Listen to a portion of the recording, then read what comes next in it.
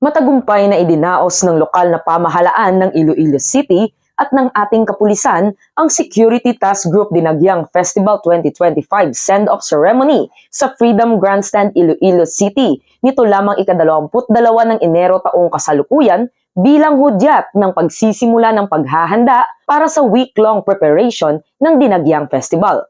Sa seremonya ay pinakita ang pinagsamang puwersa para sa peacekeeping at safekeeping mission na idineploy sa iba't ibang lugar sa lungsod.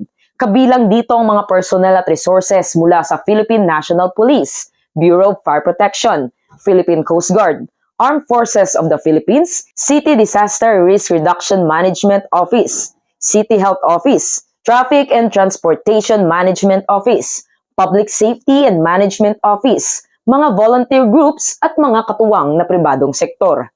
Nagbigay ng mensahe si Police Brigadier General Jack L. Wangki, Regional Director ng Police Regional Office 6, upang bigyang diin ang kahalagahan ng pagkakaisa sa pagtiyak ng kaligtasan at kaayusan ng seguridad sa Dinagyang Festival.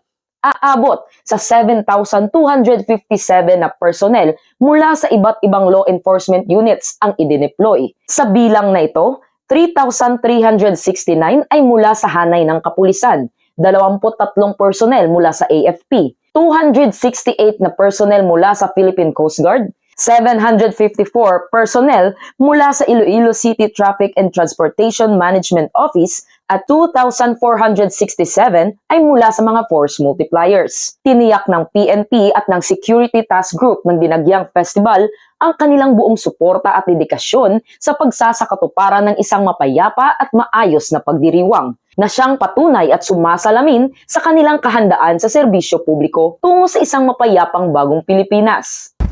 Mula rito sa Police Regional Office 6, ako ang inyong PNN Correspondent Patrolwoman Justin May Halyores. Alagad ng batas, tagataguyod ng Balitang Pulis.